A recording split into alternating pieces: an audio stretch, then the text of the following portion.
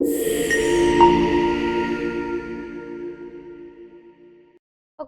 dear students, let's start with the question number 6. Two metallic spheres of radius 20 centimeter and 20 centimeter and 15 centimeter placed on the non-conducting. Okay, extend है, तो ऊपर sphere रखा है, दो sphere है, उसका radius दिया है, एक का है वो 20 सेंटीमीटर है, okay, second one is 50 centimetre on non-conducting state, both having same charge of 10 microcoulomb. Okay, दोनों के ऊपर सेम चार्ज हम रख रहे हैं, दैट इज 10 माइक्रोकूलम है. On it they are connected by the copper wire and then separated. Okay, उसको क्या किया गया है, कॉपर वायर से कनेक्ट किया है एंड उसके बाद क्या कर रहे हैं, दो स्फीयर को सेपरेट कर रहे हैं. ऐसा वाला क्वेश्चन हमने पहले भी एक देखा है कि जब दो स्फीयर्स होते हैं उसको हम कनेक्ट करते हैं एंड देन आफ्टर हम उसको सेपरेट करवा रहे हैं, उस टाइम पे उसका पोटेंशियल क्या होना चाहिए, सेम हो जाना चाहिए. मीन्स दोनों स्फीयर की जब हम बात करें तो उसके ऊपर पोटेंशियल है वो सेम हो जाना चाहिए, वो हमको पता है. तो अभी देखो यहाँ पे हम ऐसा कंसिडर करके चल रहे हैं कि पोटेंशियल है वो सेम तो हो रहा है, पर हमको यहाँ पे ऑप्शन में आप देखोगे तो कुछ ऐसा बोला है, सरफेस चार्ज डेंसिटी के रिलेटेड हमको कुछ ना कुछ रिलेशन निकाल के लेके आना है, क्योंकि ऑप्शन में देखोगे तो दो ऑप्शन सरफेस चार्ज डेंसिटी के रिलेटेड दिए हैं. Third option is also going to give surface charge density के रिलेटेड ही है. तो यहाँ पे हम क्या करें कि हमारे पास जब दो चार्ज है, दो स्फीयर है, उसके ऊपर चार्ज रखा गया है, तो पहले तो हम इतना बोल दें कि भाई हमारे पास V1 is equal to, okay, in the place of V1 we can write here it is KQ1 divided by R1, and on the another sphere that we can KQ divided by R2. What will be the cancel out form? K is going to cancel out. Can we write Q1 divided by Q2 is equal to R1 divided by R2? 1. Okay. Now हम क्या करते हैं, surface charge density का formula लिख रहे हैं. Surface charge density that sigma is equal to हम लिखते हैं Q डिवाइड बाय स्फीयर दिया है, तो यहाँ पे हम इतना लिख सकते हैं कि sigma is equal to Q divide by 4 by R. First के लिए लिख रहे हैं, सो R1 स्क्वायर, यहाँ पे मैं लिख देती हूँ Q1, यहाँ पे मैं डिनोट कर देती हूँ. For the second sphere, sigma 2 is equal to Q2 4 by R2 square. This one is the equation number 1, equation number 2. So can we take 1 divided by 2 here? 1 divided by sigma 2 is equal to, can we write Q1 divided by 4 pi R1 square into sigma 2 की जगह पे Q2 divided by 4 pi R 4 pi cut, sigma 1 divided by sigma 2 equal to Q1 divided by Q2 into R2 square divided by R1. Okay, so just look at with the previous one. हमने ऐसा देखा था कि Q1 by Q2 is equal to, तो हम R1 by R2 भी तो लिख सकते हैं. Yes, we are going to put the value in the 1.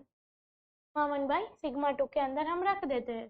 Sigma 1 divide by sigma 2 is equal to R1 divide by R2 into R2 square divide by R1 square.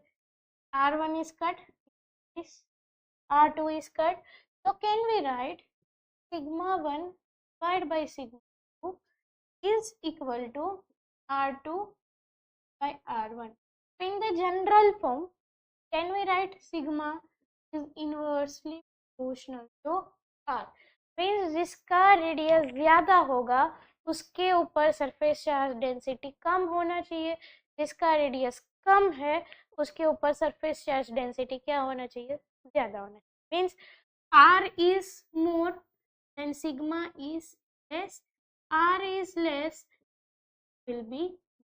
तो हमें हमको ये statement है वो देखना है, चूज करना है कि कौन सा ऑप्शन है वो करेक्ट जाएगा। So look at here with the option part. Both the sphere having the same charge, same charge, that is we are taking is the surface charge density के टर्म में ये बात कर रहे हैं।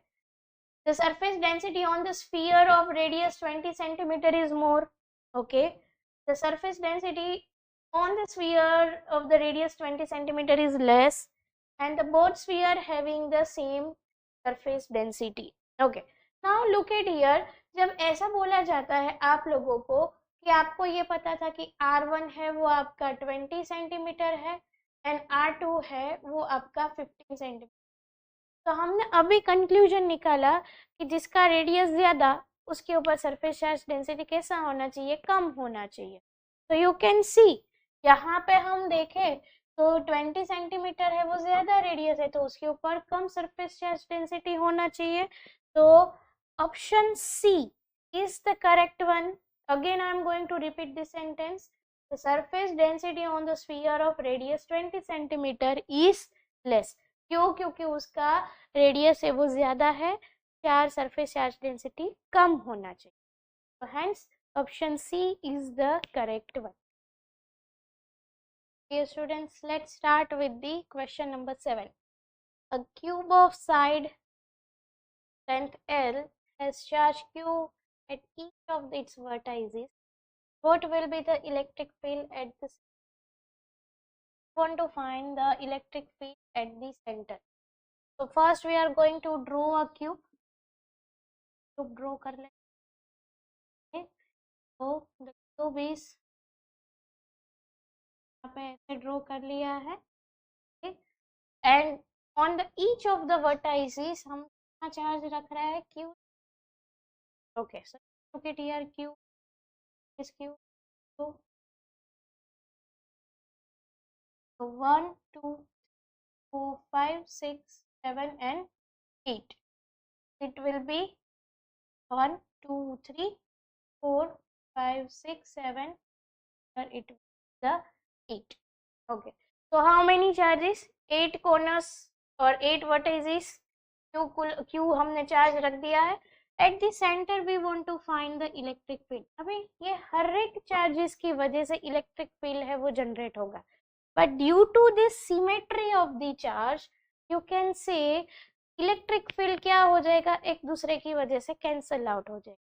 Due to the symmetry of the charge particle electric field जब cancel out हो जाता है तो सेंटर पे हमारा जो इलेक्ट्रिक फील्ड बनेगा दैट विल इक्वल टू, क्यों? क्योंकि ये सभी चार्ज की वजह से जो इलेक्ट्रिक फील्ड प्रोड्यूस्ड होगा वो एक दूसरे का कैंसल आउट हो जाएगा डायरेक्शन की वजह से, so that the electric field on the centre we are taking as a 0. So you can see with the option part, option D is correct one, that will be the 0. Okay, dear students, let's start with the question number 8. In case of an electric dipole, if the distance of the point lying on the equatorial plane from the center of the dipole is doubled, okay, means the distance है वो double किया जा रहा है, कहाँ पे, जब equatorial point पे रखा गया है, और इलेक्ट्रिक फील्ड का फॉर्मूला हमको यूज करना है इक्वेटोरियल पॉइंट का, and the magnitude of the electric charge is made 8 times, means जो चार्ज रखा है वो 8 टाइम्स जितना बढ़ा रहे हैं, then electric field in this new case will, okay, पहले तो हमको ये पता होना चाहिए कि जब इक्वेटर पे हम बात करते हैं इलेक्ट्रिक फील्ड फाइंड कर रहे हैं ऑन द इक्वेटोरियल प्लेन पे और इक्वेटोरियल पॉइंट पे, so formulation part that is nothing but ये हमको पता होना चाहिए, E इज इक्वल टू, हम ऐसा लिखते थे minus AP divide by R cube, तो मीन्स जो इलेक्ट्रिक फील्ड की डायरेक्शन है वो डाइपोल की मोमेंट की डायरेक्शन से ऑपोजिट में जा रही थी, हमको इतना पता है। ओके, तो यहाँ पे अभी हमको क्या देखना है, in the place of P can I use, that is our dipole moment only, तो P की जगह पे हम क्या पुट करें, 2a इंटू क्यू, वो तो हमको पता ही है, divide by R cube. Okay, so suppose this one is our equation number 1. okay, if we are going to taking in the mode form, magnitude में ले रहे हैं, तो ये जो माइनस साइन है वो भी क्या हो जाएगा, प्लस हो जाएगा. अभी हमको क्या फाइंड करना है, इलेक्ट्रिक फील्ड नए केस में कितना हो रहा है, ये तो हमारा इक्वेटोरियल पॉइंट वाला फॉर्मूला है. नए केस में हमको ऐसा बोला है कि यहाँ पे जो आपका क्यू डैश है और मैं आर डैश बोल देती हूँ, आर डैश है वो कितना हो रहा है, 2 टाइम्स ऑफ आर जितना हो रहा है प्रीवियस से, एंड जो आपका चार्ज है क्यू डैश वो कितना हो रहा है, 8 टाइम्स ऑफ क्यू हो रहा है. तो just we have to put this value in the equation number 2. I am giving this new electric field that is E dash. Okay, so यहाँ पे हम वैल्यूज पुट कर देते हैं. E is equal to, you can see here, E dash is equal to, if I am taking in the magnitude term, ये magnitude term में मैं ले लेती हूँ तो ये पॉजिटिव हो जाएगा. if I am taking in the magnitude, ये भी पॉजिटिव हो जाएगा. तो E dash is equal to, in the place of K as it is 2a, that is the distance between the dipole में जो हम चार्जेस रखते हैं positive Q and negative Q के बीच का जो डिस्टेंस है दैट इज 2 है, वो चेंज नहीं कर रहा है. क्यू डैश की जगह पे हमको क्या लिखना है, यहाँ पे 8q लिखना है. Okay, divide by R dash की जगह पे क्या लिखना है, 2r. So right here 2r cube. तो E dash is equal to, you can see, k into 2a into 8q divide by 8r cube. 8 is going to be cancel out. तो ये फिर से क्या बन गया, 2a into q, that is nothing but our dipole moment only. So can we write E dash is equal to k p divide by r cube. हमने magnitude में लिया है, तो you can see with the equation number 1 जो हमने लिखा था kp divide by r cube, यहाँ पे भी हमारे पास वही आ गया kp divide by r cube. इसका मीनिंग क्या हुआ कि हमने डिस्टेंस को डबल किया एंड चार्ज को हमने 8 टाइम्स किया, बट इलेक्ट्रिक फील्ड में कोई चेंज नहीं आ रहा है. इसका मीनिंग इलेक्ट्रिक फील्ड कैसा रहना चाहिए, सेम रहना चाहिए. तो we have to see with the option कि यहाँ पे कौन सा ऑप्शन है वो सही जा रहा है. You can C remain same 64 times, वो तो है नहीं. 1/64 that is not correct one. 8 times of initial, no. So which one is the correct, that is option A, remain same. यहाँ पे आप equation 1 and 3 को compare करवाओगे, so you will get the option A is the correct one. Okay dear students, let's start with the question number 9. A static electric charge creates. Okay, that one is the most important word, static. Static means what? Static means nothing but stationary, or you can say rest. या तो वो rest पे रखा है, steady है, stationery, सब इस word का मीनिंग सेम होता है. जब कोई भी चार्ज को हम रेस्ट पे रखते हैं तो उसके सराउंडिंग में ऑलवेज हमारे पास फील्ड क्रिएट होता है, और वो कौन सा फील्ड बनता है, that we are telling as a electric field. कब बनता है, जब स्टेशनरी चार्ज रखा है तब. Okay, but in case if it is in the motion, अच्छा आपका चार्ज है वो मोशन में है, और you can say moving charge है. मूविंग चार्ज है तो आप लोगों के दिमाग में एक चीज तुरंत याद आ जानी चाहिए कि जैसे ही मूविंग चार्ज की बात करते हैं हम करंट को लेके आते हैं. Current that is nothing but moving charge ही है, flow of the current, flow of the charge per time, हम ऐसा बोल रहे हैं. तो यहाँ पे जब मोशन की बात आती है तो वो कौन सा बन जाता है, मूविंग चार्ज. मीन्स उस टाइम पे हम कौन सा फील्ड क्रिएट होता है ऐसा बोलेंगे, तो हम ऐसा बोलेंगे कि उस टाइम पे मैग्नेटिक फील्ड बन रहा है. ओके, मैग्नेटिक फील्ड बन रहा है, इसका मीनिंग आप लोगों को याद करना है ओस्टेड का एक्सपेरिमेंट. कि जैसे ही ओस्टेड के एक्सपेरिमेंट में सिंपली एक वायर लिया था that is going to be connected by the battery and हमने कंपास बॉक्स रखा था, जैसे ही करंट पास हुआ मैग्नेटिक नीडल है वो डिफ्लेक्ट होने लगी। क्यों? Because of the magnetic field. पर चार्ज मूव हो रहा है तब, और जब चार्ज मूव नहीं हो रहा है उस टाइम पे तो सिर्फ हमारे पास क्या होगा, इलेक्ट्रिक फील्ड ही होगा। That electric field that is nothing but it is the conservative property also. So ये दो केस आपको याद रखना है। Static means electric field produce होगा एंड मूविंग चार्ज जब दिया जाता है, ये भी साथ में नोट करके रखना कि when the moving charge is there, moving charge और यू कैन से मोशन में है, तब उस टाइम पे कौन सा फील्ड क्रिएट होगा, that will be the magnetic field होगा। पर सपोज ऐसा कोई बोल रहा है कि सपोज ऐसा बोला जा रहा है आप लोगों को कि एक्सेलरेटेड चार्ज है, एक्सेलरेटेड चार्ज है वो इलेक्ट्रोमैग्नेटिक वेव प्रोड्यूस करता है। Just we are going to giving a small introduction about the electromagnetic wave, that is nothing but electric field will be there, magnetic field will be there, they both are perpendicular to each other and the propagation is also going to be perpendicular to that one, तो उसको हम बोलते हैं electromagnetic wave. कब? जब accelerated charge particle होता है तब। पर यहाँ पे हमको बोला गया है स्टैटिक, तो स्टैटिक के लिए हम कौन सा ऑप्शन चूज करेंगे, that will be the only electric field is going to be apply, so hence the option A is going to be correct one. Okay dear students, let's start with the question number 10. Okay, in the lattice structure CaCl, Cs plus and Cl minus ion, chlorine minus ion are arranged in the BCC structure as shown in the figure. Okay, यहाँ पे आप देख सकते हो कि एक figure भी आप लोगों को दिख रहा है। We want to find out the resultant force acting on the Cl minus ion by all the 8 of the Cs plus ion, cesium ion. Okay, तो यहाँ पे आप लोग देखो कि हमको क्या फाइंड करना है कि Cl माइनस आयन जो है ये वाला, उसके ऊपर कितना फोर्स लग रहा है, रिजल्टेंट फोर्स कितना। अभी यहाँ पे आपको फिगर से पता चल रहा है कि देखो क्यूब के हर एक कॉर्नर पे सीजियम आयन रख दिया है और बीच में हमने क्या रख दिया है, Cl माइनस आयन रख दिया है। ओके, अभी हम क्या करेंगे, आप लोगों को पता है कि सेंटर से सीजियम, हर एक सीजियम का डिस्टेंस हम देखने जाए तो वो कैसा रहेगा, सेम रहेगा।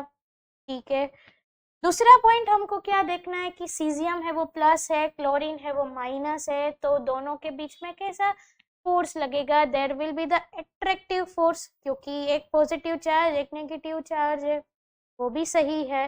दो पॉइंट्स आप लोगों के दिमाग में क्लियर होने चाहिए कि हर एक सीजियम का जो डिस्टेंस है हम सेंटर से ले रहे हैं वो कैसा होने वाला है, सेम होने वाला है। सेम है इसका मीनिंग क्या हुआ कि ये जो सीजियम एंड Cl माइनस के बीच में जो फोर्स लगता है वो कैसा होगा, अट्रैक्टिव फोर्स होगा। You can see another point कि ये सिमेट्री जैसा आपको दिख रहा है, सिमेट्री की वजह से Cl माइनस के ऊपर जो फोर्स लगने वाला है वो क्या हो जाएगा, ऑपोजिट डायरेक्शन में जाने की वजह से, मीन्स हर एक सीजियम आयन है वो Cl माइनस के ऊपर फोर्स लगाएगा, बट सिमेट्री है तो फोर्स है वो डायरेक्शन की वजह से क्या हो जाएंगे, एक दूसरे से कैंसिल आउट हो जाएंगे, और जब वही कैंसिल आउट हो जाता है, फोर्स कैंसिल आउट हो जाता है, तो हमारा जो नेट फोर्स बनना चाहिए वो क्या बन जाएगा, जीरो बन जाएगा। क्यों जीरो बन जाएगा, क्योंकि you can see here symmetry is given, हर एक कॉर्नर पे सीजियम आयन दिया गया है। इफ सीजियम आयन एक कॉर्नर पे मिसिंग होता है then it will not be the correct one. सभी जगह पे सीजियम है एंड Cl माइनस है, तो वो दोनों के बीच में अट्रैक्टिव फोर्स लगता है और उस वजह से फोर्स है वो क्या हो गए, ऑपोजिट डायरेक्शन की वजह से सारे फोर्स कैंसिल आउट हो रहे ड्यू टू दिस 8 सीजियम जो हम पॉजिटिव आयंस ले रहे हैं। तो उस वजह से हमारा जो नेट फोर्स बनना चाहिए वो क्या है, जीरो है। तो you can C with the option part also, यहाँ पे ऑप्शन में आप देखोगे तो option D is the correct one, that will B zero. क्यों जीरो आ रहा है ये याद रखना, सिमेट्री दिया है सिमेट्री भी है एंड एट्रैक्टिव फोर्स भी है, तो force are going to be cancel out to each other, so that the answer is going to be 0. Hence the option D is the correct one.